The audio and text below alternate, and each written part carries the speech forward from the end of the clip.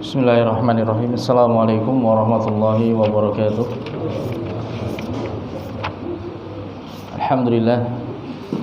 Alhamdulillahirabbil alamin. Wassalatu wassalamu ala asrafil anbiya'i wal mursalin nabiyyina Muhammadin wa ala alihi wa ashabihi ajma'in. Asyhadu an la ilaha illallah wahdahu la syarika lah wa asyhadu anna Muhammadan abduhu wa rasuluh. Allahumma shalli wa sallim wa barik ala nabiyyina Muhammadin wa ala alihi wa ashabihi ajma'in. Amma ba'd.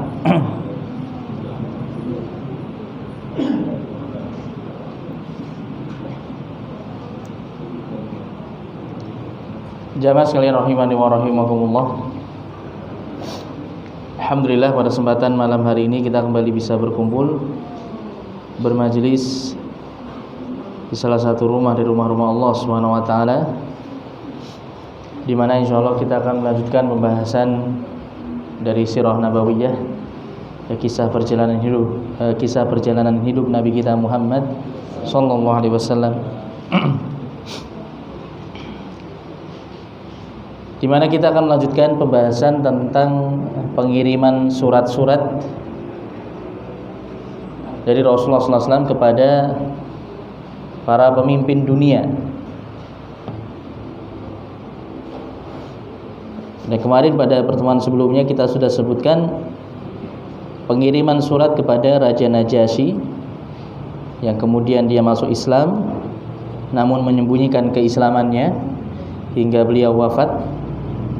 Kemudian pengiriman surat kepada Muqayqis, pemimpin Iskandariyah Mesir, di mana dia memuliakan surat tersebut, ya.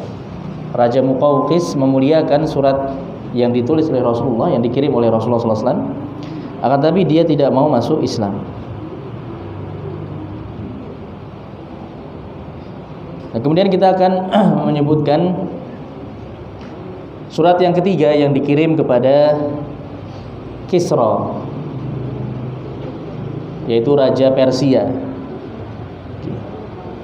Jadi Kisra ini julukan bagi Raja Persia. Ini raja dari kerajaan Persia, yaitu kerajaan terbesar kedua yang ada di dunia ketika itu, setelah kerajaan Romawi atau kerajaan Bizantium.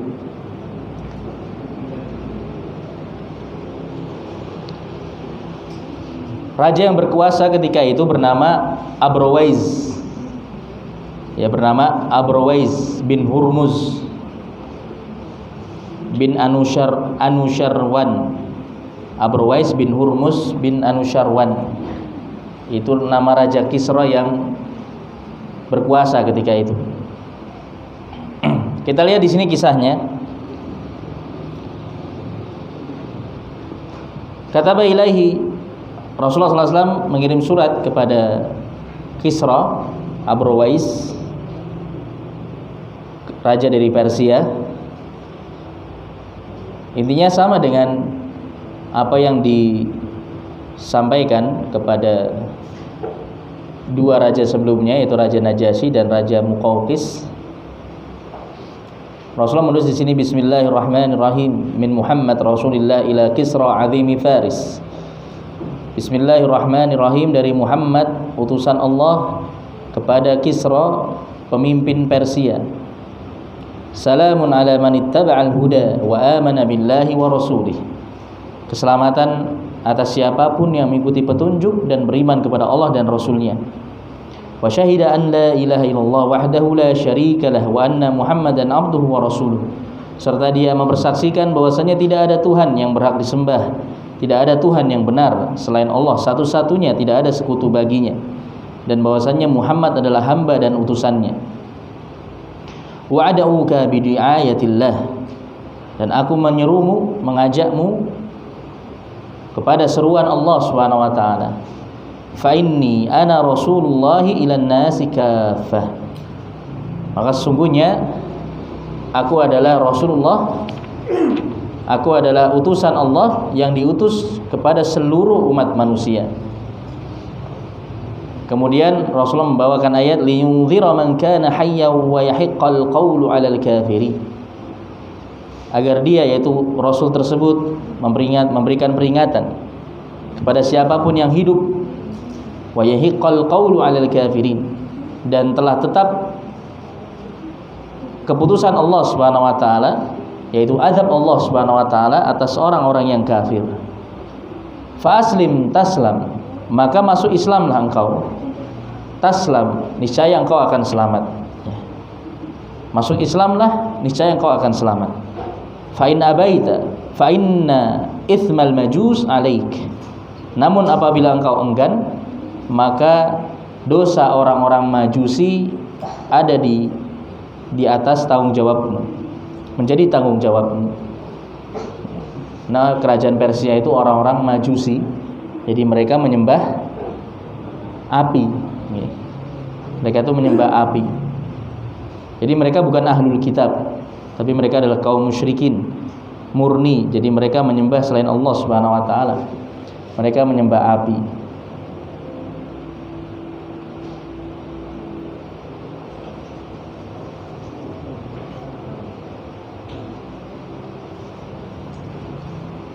Kemudian disebutkan di sini wa ba'atsal kitab ma'a Abdullah bin Hudzafah As-Sahmi. Rasulullah mengutus surat ini bersama sahabat Abdullah bin Hudzafah As-Sahmi. Wa amarahu an yadfa'ahu ala 'azimil bahrain. Rasulullah memerintahkan agar sahabat Abdullah bin Hudzafah menyerahkan surat tersebut kepada pemimpin Bahrain. Ya, pemimpin negeri Bahrain. Jadi negeri Bahrain ini dekat dengan Persia, ya, dekat dengan kerajaan Persia. Ya, sekarang negara Bahrain, ya, Bahrain. Liyadfa'ahu 'azimul Bahrain ila Kisra, agar nanti kemudian diserahkan oleh pemimpin Bahrain kepada Kisra, raja Persia. Falamma quri'a 'alaihi alkitab mazzaqahu, maka ketika dibacakan surat tersebut kepada Kisra, mazzaqahu, dia pun merobek surat tersebut. Ya, berarti dia benar-benar tidak menghormati surat yang dikirim oleh Rasulullah, dan dia benar-benar menolak ajakan Rasulullah. Wa qala, dia pun mengatakan abdun hakir min ra'iyati yaktubu ismahu qabli. Berani-beraninya seorang hamba, seorang budak yang rendah dari kalangan rakyatku, yang menulis namanya sebelumku. Jadi dia menganggap orang-orang Arab itu tunduk kepadanya.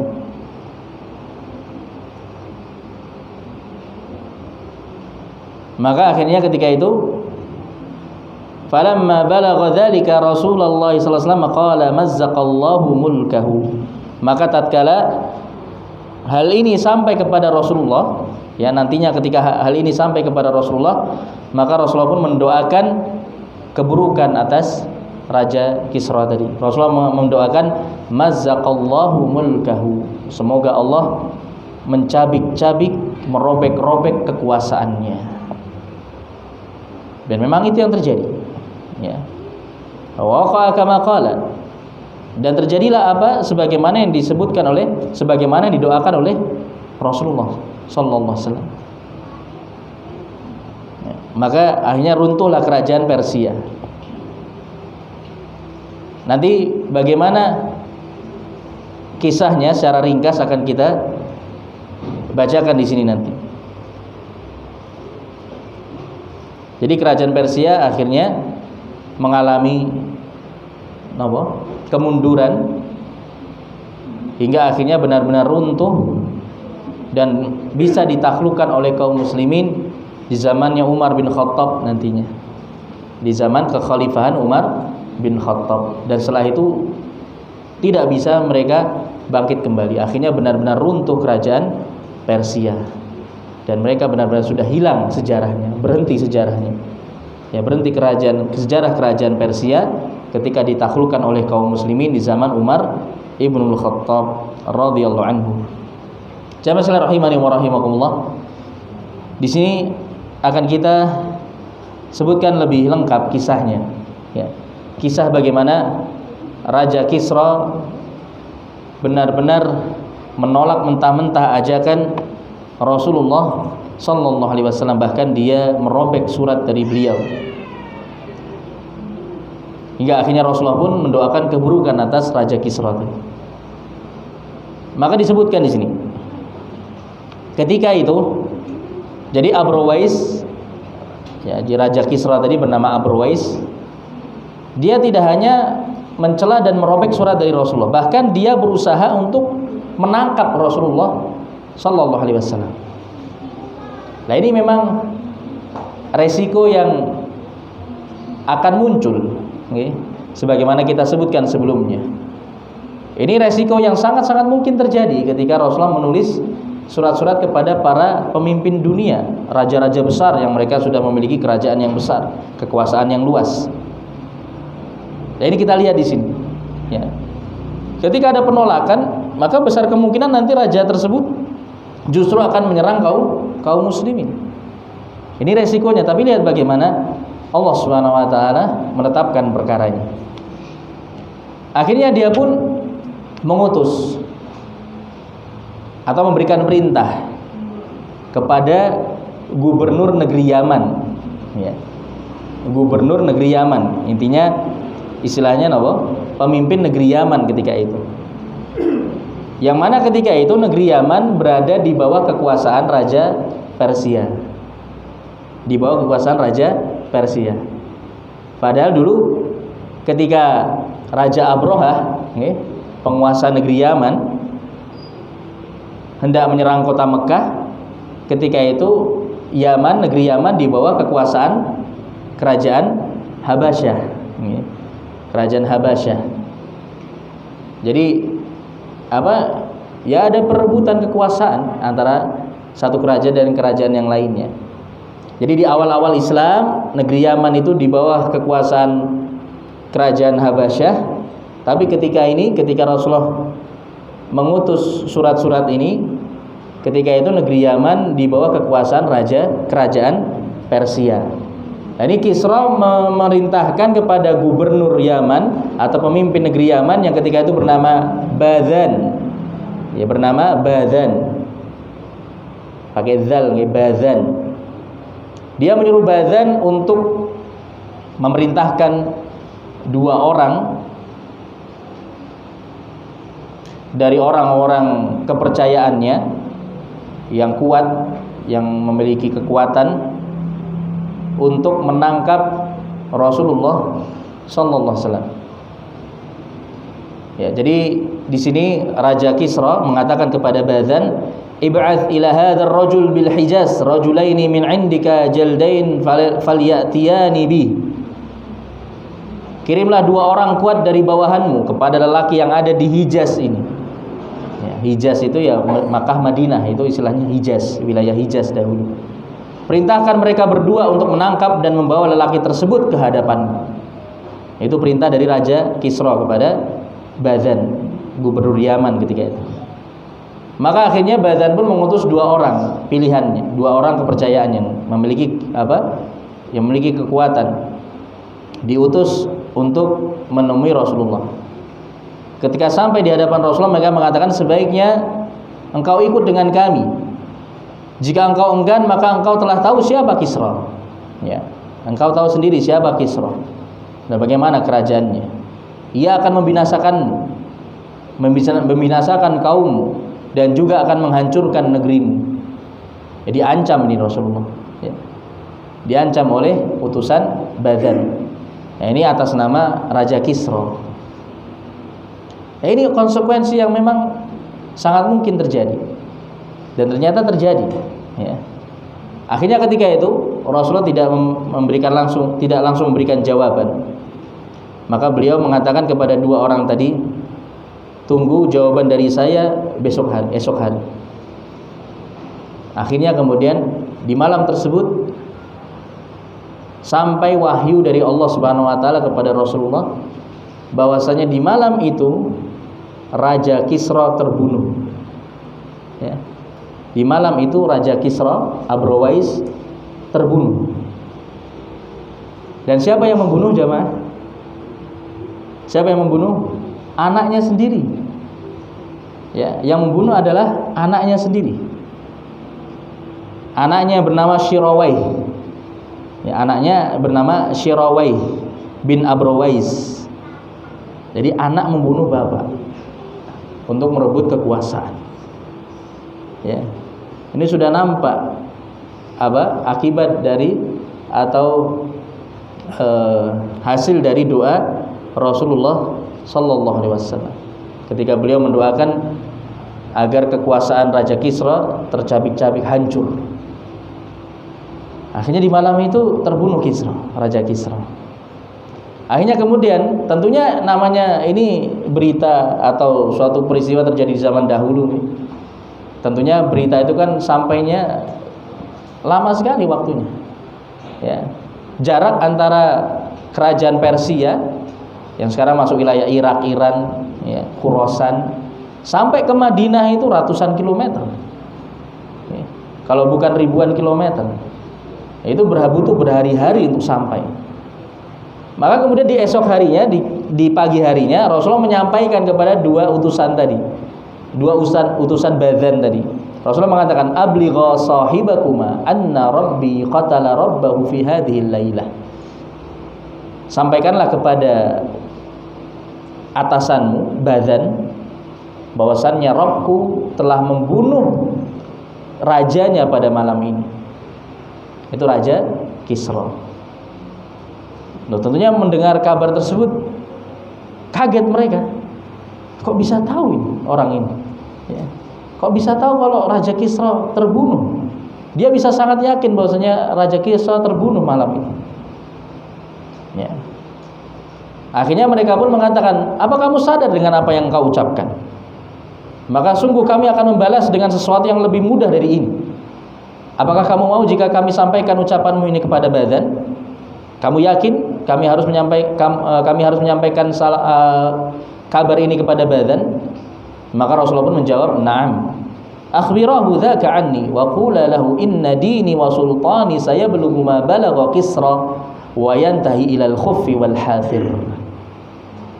Iya, sampaikan bahwasanya aku mengatakan hal ini, dan juga sampaikan kepadanya bahwasanya agamaku dan kekuasaanku akan mencapai kekuasaan Kisra, ya, akan bisa menguasai wilayah yang dikuasai oleh Kisra hingga yang dipijak oleh tapak kuda dan unta. Wa qula lahu in aslamta a'taituka ma tahta yadayka wa malaktuka ala qaumika minal abna. Dan juga sampaikan kepada Kisra, ya, sampaikan kepada Kisra bahwasannya apabila dia masuk Islam, maka aku akan memberikan kepadamu, yaitu kepada Kisra maksudnya. Apabila engkau masuk Islam wahai Kisra, maka aku akan memberikan semua yang kau kuasai saat ini. Semua wilayah yang kau kuasai itu menjadi milikmu kalau engkau masuk Islam.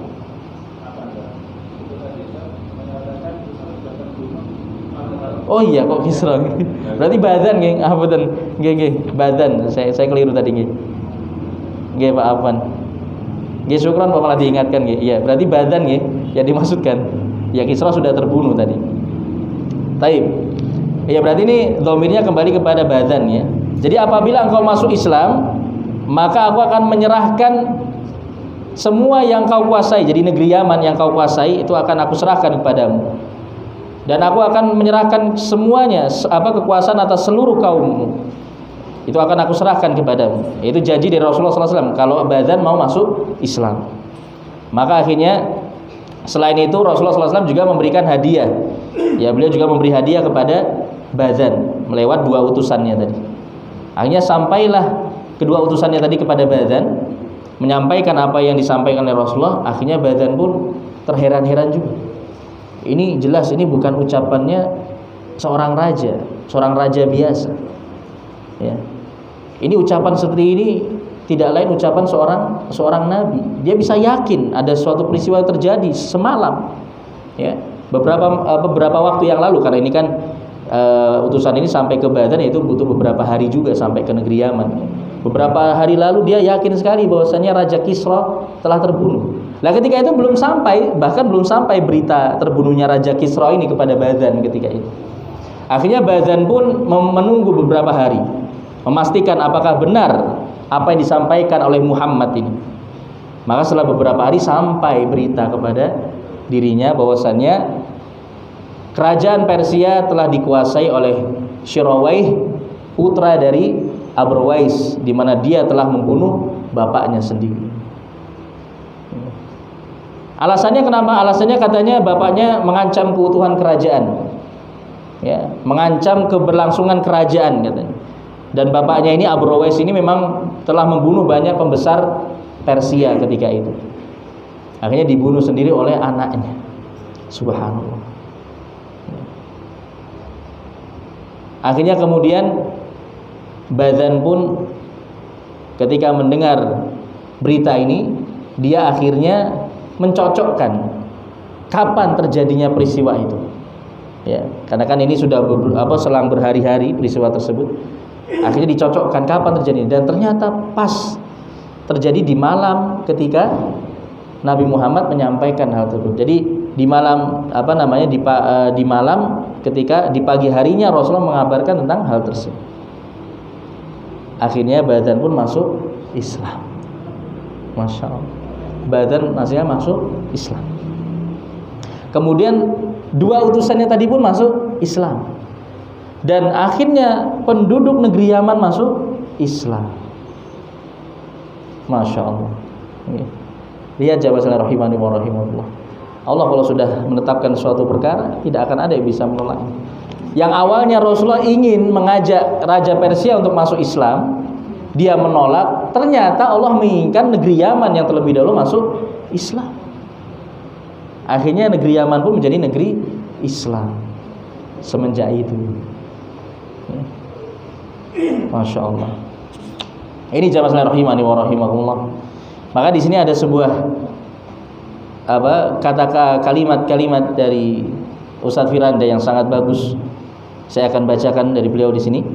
Semua ini memberikan kita pelajaran bahwa usaha seorang dai itu tidak akan sia-sia.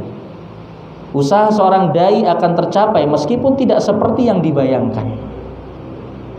Allah memiliki ketetapan tersendiri. Belum tentu apa yang kita inginkan itu adalah yang Allah inginkan. Tapi apapun yang Allah inginkan, Allah kehendaki, itu pasti terjadi. Dan itulah yang terbaik di sisi Allah Subhanahu wa ta'ala. Karena memang Allah ingin ketika itu negeri Yaman terlebih dahulu yang masuk Islam. Karena memang negeri Yaman itu jaraknya dekat dengan apa? Dengan Jazirah Arab. Artinya bukan masih wilayah Jazirah Arab ya, artinya dekat dengan Madinah, dekat dengan Madinah, Mekah dan Madinah ketika di selatannya Mekah dan Madinah. Dan nanti kerajaan Persia itu nanti baru bisa ditaklukkan di zaman Umar bin Khattab. Ya, itulah ketetapan dari Allah Subhanahu wa taala. Maka Allah lah yang mengatur semesta alam dengan aturan yang begitu indah. Hati para hamba berada di antara jari jemari Ar-Rahman. Dia membolak-balikannya sesuai dengan kehendaknya. Kita sebagai dai hanya perlu terus berdakwah. Allah Subhanahu wa taala lah yang akan membuka hati-hati hambanya. Nah, ini jamaah sekalian rahimani wa rahimakumullah. Akhirnya Rasul menepati janji beliau karena Badan masuk Islam. Akhirnya beliau serahkan kekuasaan negeri Yaman kepada Badan. Akhirnya Yaman menjadi negeri Islam. Masya Allah. Adapun tadi anaknya Abrwais tadi, siapa namanya Pak tadi? Syirawaih. Ya. Namanya nama susah ini. Ini bahasa Persia. Mirip-mirip bahasa apa? bahasa napa niku? Sanskerta nggih, bahasa napa? Bahasa India nih loh, kerajaan-kerajaan India itu. Bahasa Hindu ya, Hindu. Sirawai, Abrowais, Sirawai. Ya, adapun Sirawai ya, yang kemudian menjadi raja Persia berikutnya, menjadi Kisra berikutnya, dia tidak apa namanya, tidak ingin berurusan dengan Rasulullah ketika itu. Jadi dia akhirnya sibuk mengurusi kerajaannya sendiri. Ya. Akhirnya ketika itu intinya kerajaan Persia tidak jadi menyerang kaum muslimin. Ya. Dibunuh Raja Kisra yang membunuh anaknya sendiri. Kemudian akhirnya kaum muslimin aman dari serangan kerajaan Persia dan negeri Yaman pun akhirnya masuk Islam. Itulah ketetapan dari Allah Subhanahu wa taala. Dan nanti baru di masa Umar bin Khattab negara atau kerajaan Persia benar-benar bisa ditaklukkan.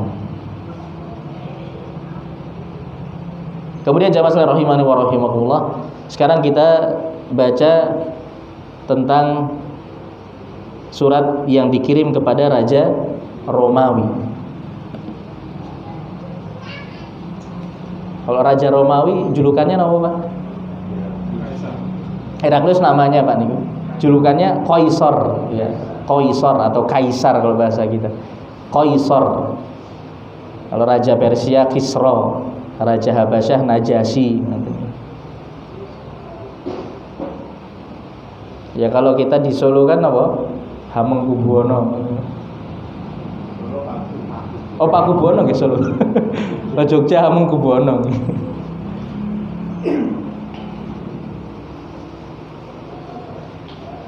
Sekarang penulisan surat kepada Raja Romawi, yang mana kerajaan Romawi ini merupakan kerajaan terbesar di dunia saat itu. Wilayah kekuasaannya hampir setengah bumi, hampir setengah bumi dikuasai oleh kerajaan Romawi. Sampai Indonesia sudah ada kerajaan sendiri, sudah ada kerajaan tersendiri dulu di zaman itu. Sudah muncul kerajaan-kerajaan Hindu-Buddha di zaman itu. Ada Majapahit juga ada zaman itu. Baik. Maka ketika itu dikirim surat, intinya isinya sama dengan surat yang dikirim kepada Raja Najasyi maupun Raja Muqawqis, karena sama-sama dikirim kepada raja yang menganut ajaran Nasrani. Intinya sama, mengajak kepada agama Islam. Ya, kalau dia masuk Islam maka dia akan selamat. Dan kalau seandainya dia tidak mau masuk Islam maka dia akan menanggung dosa seluruh kaumnya. Ya, ini surat yang ditulis kepada Kaisar yang bernama Heraklius ketika itu. Herakl, ya, Heraklius. Walau alam apakah itu yang disebut dengan Hercules, ya. Apakah itu yang kemudian disebut dengan Hercules? Apakah sama antara Heraklius dengan Hercules? Wallahu a'lam. Ya. Saya sendiri belum tahu kepastiannya masalah ini. Kalau Hercules terkenal ya Pak. Hercules kan kisahnya terkenal. Dulu saya masih kecil tuh ingat ada filmnya itu Hercules. Ya kan kayak Samson, kalau di Indonesia kan Samson. Ya. Pripun Pak? Nggih, kalau dari keyakinan Yunani, dari mitologi Yunani, Hercules itu anak dewa Zeus nggih kalau nggak salah nggih, keyakinan mereka, anak dari dewa Zeus.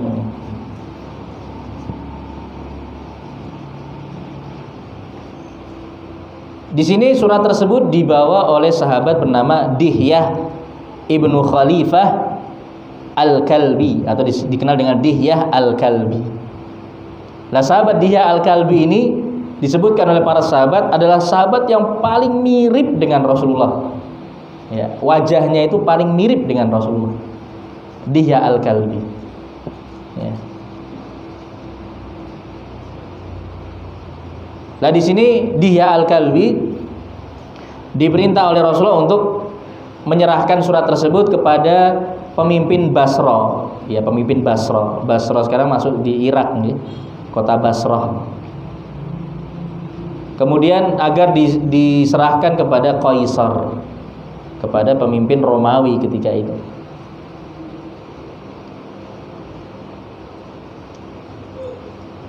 Nah ketika itu Kaisar Herakl ketika itu sedang berada di Baitul Maqdis, di kota Al-Quds, Yerusalem, Palestina. Ketika itu Raja Herakl, Kaisar, baru saja berhasil memenangkan peperangan dengan kerajaan Persia. Dan perlu diketahui jamaah sekalian rahimani wa rahimakumullah, Heraklius ini atau Herakl ini, dia seorang raja yang sangat taat dengan ajaran Nasrani. Dia taat, alim, ya, raja yang alim, tapi alimnya Nasrani. Dia benar-benar alim, dia benar-benar paham tentang Injil, ya, Taurat dan Injil bahkan. Makanya bahkan di sini disebutkan oleh Ustadz Firandang, ya, bahwasannya ketika itu Herakl ini bernazar untuk melakukan ibadah di Baitul Maqdis dengan berjalan kaki dari Konstantinopel, pusat kerajaan Romawi, Konstantinopel yang sekarang masuk wilayah Italia, ke Baitul Maqdis berjalan kaki. Berjalan kaki. Dan itu dia lakukan ketika itu. Ya. Jadi ketika itu dia baru saja mendapatkan kemenangan dari kerajaan Persia. Yaitu nazar dia, kalau dia bisa menang dari kerajaan Persia, maka dia bernazar untuk berjalan kaki dari Konstantinopel menuju Al-Quds, Baitul Maqdis. Itu ribuan kilometer, ya. Mungkin puluhan ribu kilometer jaraknya, berjalan kaki, dan itu dilakukan ketika itu. Jadi sebenarnya Raja Herakl ini kalau kita lihat kepribadiannya, bahkan nanti kita lihat dia tuh antara dia dengan keislaman itu mungkin hanya tinggal sedikit lagi. Ya, tinggal sehelai rambut. Tipis sekali. Tinggal dia menyatakan keislamannya. Dia benar-benar sudah mengatakan, dia yakin bahwasannya yang mengirim surat ini adalah benar-benar Rasul. Maka kita lihat di sini. Jadi intinya dia ini seorang raja yang agamis, ya, yang taat dengan agamanya. Ini Herakl. Kemudian jamaah sekalian rahimani wa rahimakumullah, akhirnya sampailah surat tersebut kepada Herakl. Dan dia sebenarnya sudah mendengar, ya, berita-berita, kabar-kabar tentang Nabi Muhammad, ya. Dia sudah mendengar hal tersebut. Makanya ketika mendapatkan surat tadi, dia tahu ini surat dari seorang yang bernama Muhammad dari negeri Hijaz di Arab. Maka sebelum dia membaca surat tadi, dia terlebih dahulu ingin mengetahui kepribadian dari Muhammad ini, Nabi Muhammad. Akhirnya ditanyakan, dicari ketika itu di wilayah Baitul Maqdis, kota Al-Quds. Dicari sekiranya ada orang Arab yang ada di situ. Ternyata ketika itu Allah takdirkan jemaah, Abu Sufyan sedang ada di kota itu. Abu Sufyan sedang berdagang. Ya, kita akan tahu Abu Sufyan ini pedagangnya. Dia sedang berdagang di Baitul Maqdis bersama beberapa orang dari kaumnya. Inilah takdir Allah, ketetapan Allah Subhanahu wa taala. Ketika itu Allah takdirkan Abu Sufyan sedang ada di situ, jauh dari Mekah, ya, jauh dari Mekah. Dia sedang berdagang di Baitul Maqdis ketika itu. Akhirnya kemudian dibawalah beberapa orang dari kalangan Arab, ya, Quraisy, orang-orang Quraisy tadi, dibawa menghadap Herakl, ya, dibawa menghadap Herakl, Raja Heraklius. Akhirnya kemudian Raja Heraklius pun bertanya kepada mereka, orang-orang Quraisy tadi, dengan penerjemah karena bahasanya berbeda. Ini Herakl ini bahasa Eropa, ini bahasa Arab. Ya, orang-orang Quraisy bahasa Arab, jadi pakai penerjemah. Ya, Raja Heraklius mengatakan, "Salhum ayyuhum aqrabu nasaban ila hadzal rajul alladhi yaz'umu annahu nabiyyun." Tanyakan kepada mereka, siapa di antara mereka yang paling dekat nasabnya dengan laki-laki ini yang dia mengaku sebagai nabi. Maka ketika ditanyakan, Abu Sufyan pun mengatakan, "Faqultu ana aqrabuhum ilaihi nasaban." Saya yang paling dekat nasabnya dengan laki-laki itu. Abu Sufyan. Ya. Karena memang Abu Sufyan ini masih dari Bani Abdul Manaf. Ya. Masih dari Bani Abdul Manaf. Jadi masih satu nasab dengan Rasulullah dari jalur Abdul Manaf. Ya. Akhirnya kemudian Raja Qaisar memerintahkan agar mereka tadi, Abu Sufyan beserta beberapa kawannya tadi, didekatkan kepada di hadapan Qaisar. Kemudian disampaikan kepada kawan-kawannya tadi, ya, Qaisar menyampaikan kepada kawan-kawannya Abu Sufyan tadi, sesungguhnya aku akan bertanya kepada orang ini, Abu Sufyan maksudnya. Sesungguhnya aku akan bertanya kepada orang ini beberapa pertanyaan. Kalau dia berdusta, maka kalian harus mendustakan dia. Maka kalian harus mengatakan bahwasanya dia berdusta. Dan perlu dipahami bahwasanya dusta itu merupakan aib besar bagi orang Arab, bahkan orang-orang jahiliyah sekalipun. Ya. Jadi orang-orang Arab jahiliyah sekalipun menganggap dusta itu aib besar. Makanya ketika itu Abu Sufyan pun gak berani untuk berdusta di hadapan kawan-kawannya tadi. Karena kalau dia berdusta, kawan-kawannya tahu bahwasanya Abu Sufyan berdusta. Ya. Ketika ditanya tentang Nabi Muhammad sallallahu alaihi wasallam, makanya Abu Sufyan itu tidak bisa berdusta ketika itu. Maka dia mengatakan, demi Allah, seandainya bukan karena rasa malu jika teman-temanku akan memandangku sebagai pendusta, pasti aku sudah berdusta ketika dia bertanya tentang Muhammad. Akan tetapi aku malu bila kemudian mereka menyebarkan kedustaan dariku. Akhirnya aku pun harus jujur kepada Heraklius. Ya, itu yang dikatakan oleh Abu Sufyan. Kemudian apa pertanyaan dari Herakl ya kepada Abu Sufyan? Di sini disebutkan kaifa nasabuhu fikum. Yang pertama, bagaimana nasab orang ini di antara kalian? Maka Abu Sufyan menjawab, huwa fina dzu nasabin. Dia adalah orang yang memiliki garis keturunan yang mulia di antara kami. Ya, ini jujur, jelas. Ya, karena Rasulullah dari kalangan Quraisy dari orang paling kaum yang paling terpandang di Arab. Ya. Kemudian fahal qala hadzal qaul minkum ahadun qattu qablahu? Apakah pernah ada di antara kalian orang yang sebelum dirinya yang juga pernah mengaku sebagai nabi? Maka Abu Sufyan menjawab, la, belum pernah ada. Kemudian Herakl bertanya lagi, fahal kuntum tattahimunahu bil kadzib qabla an yaqula ma qala? Apakah kalian dahulu pernah menuduhnya sebagai pendusta, mengenalnya sebagai seorang pendusta sebelum dia menyatakan pengakuannya ini? Maka Abu Sufyan mengatakan tidak. Tidak sama sekali. Kemudian bertanya lagi Herakl, fa'al kana min abaihi min malik? Apakah ada di antara nenek moyang yang pernah menjadi raja? Abu Sufyan menjawab tidak ada. Kemudian Herakl bertanya lagi, fa'ashrafun nas yattabi'una am du'afa'uhum yattabi'unahu am du'afa'uhum? Apakah orang yang mengikutinya itu dari kalangan orang-orang terpandang atau dari kalangan orang-orang lemah? Maka Abu Sufyan pun jawab, bal du'afa'uhum. Bahkan yang mengikutinya adalah orang-orang lemah. Bertanya lagi, ayaziduna am yanqusun? Apakah jumlah mereka itu bertambah atau berkurang? Maka Abu Sufyan menjawab, bal yazidun. Bahkan mereka semakin bertambah jumlahnya. Maka bertanya lagi Heraklius, fal yartaddu ahadun minhum sakhtatan lidinihi ba'da an yadkhula fihi?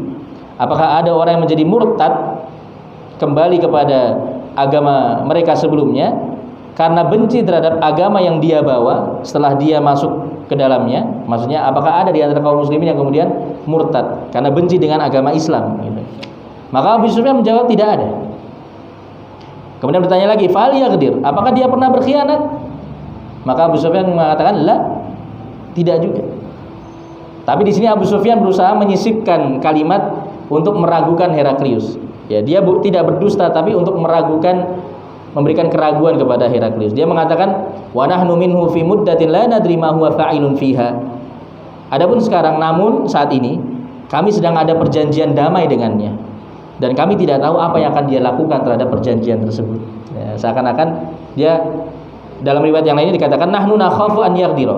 Kami khawatir dia akan mengkhianati kami dalam perjanjian tersebut. Ya, dia mengatakan seperti itu untuk memberikan keraguan kepada Raja Herakl.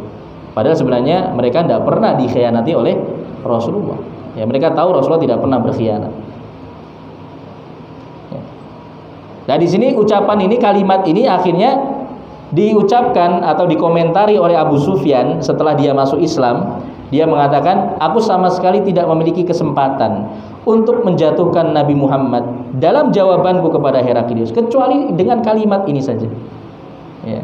Dengan kalimat ini saja, karena ya Abu Sufyan hanya bisa menjawab sesuai dengan kenyataannya. Ya.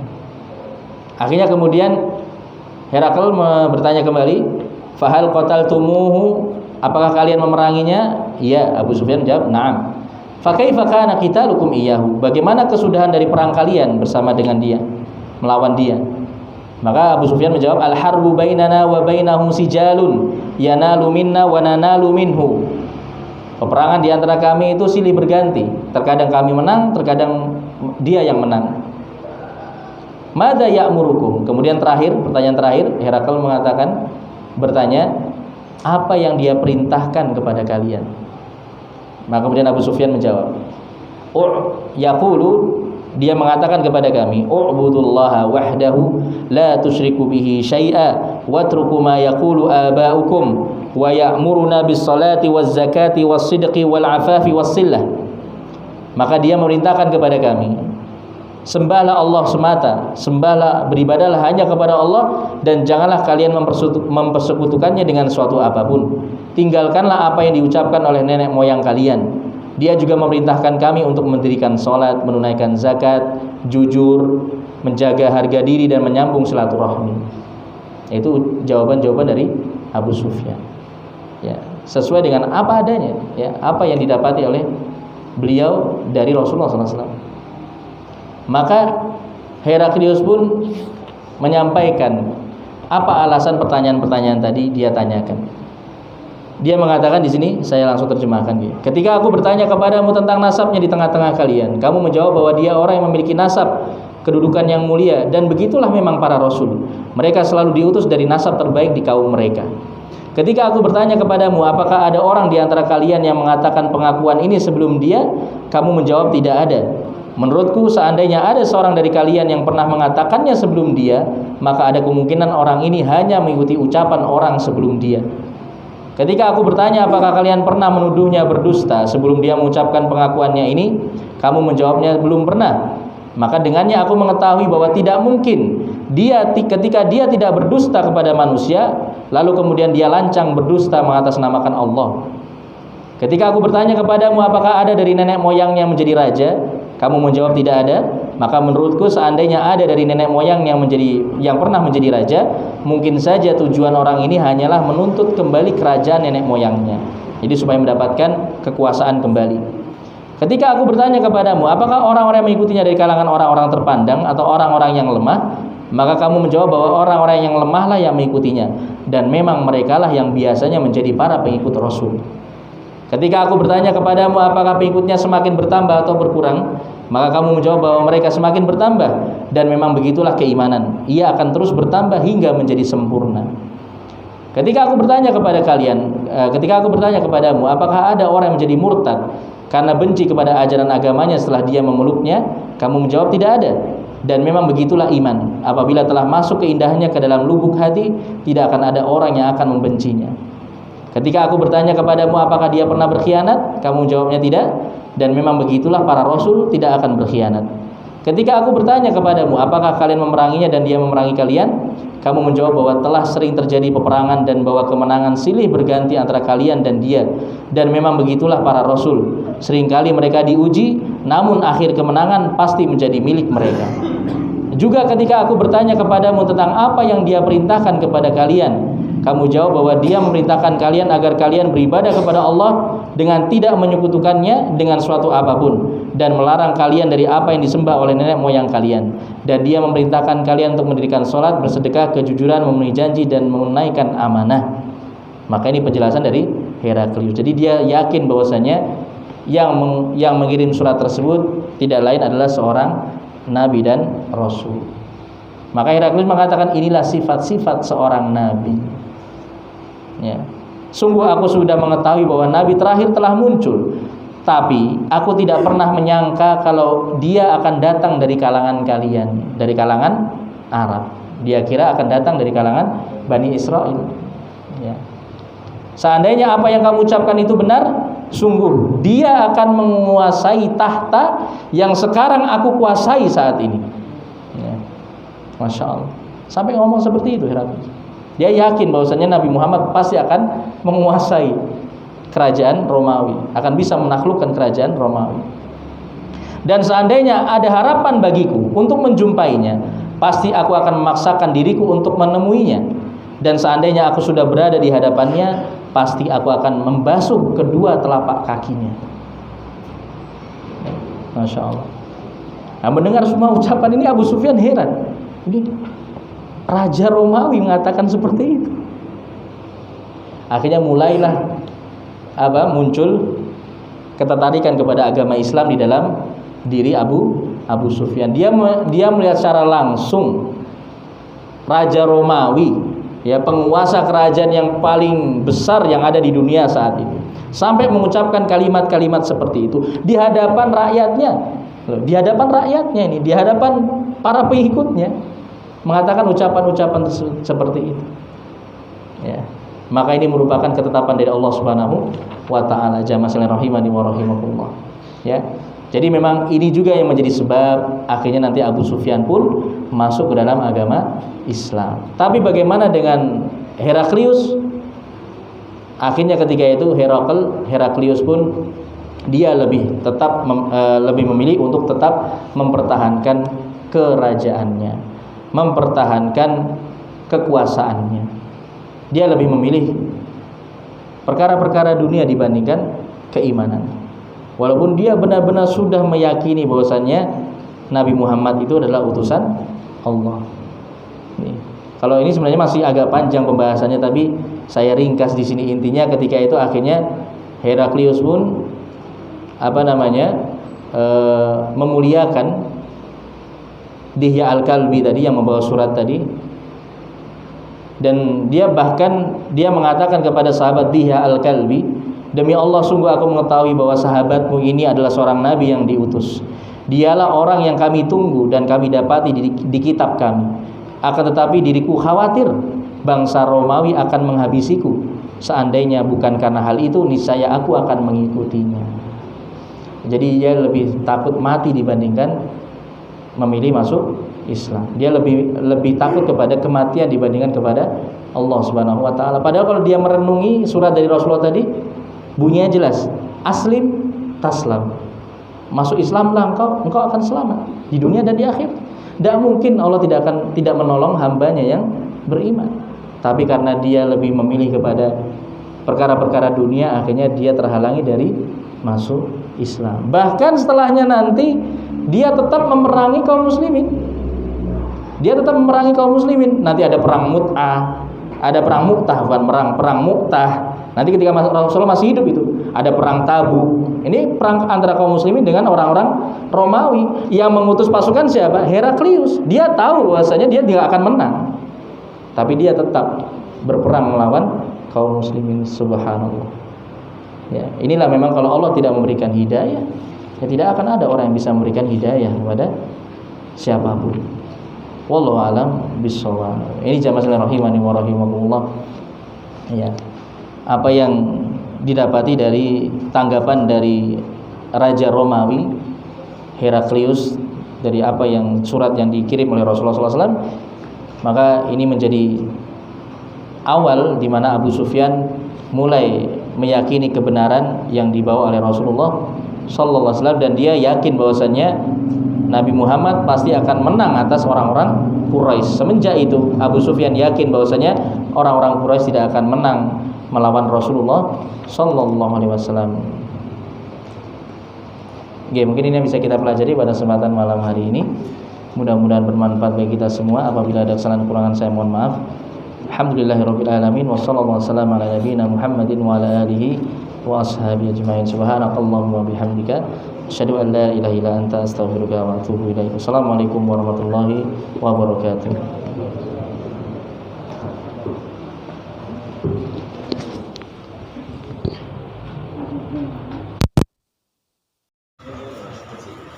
Nggih.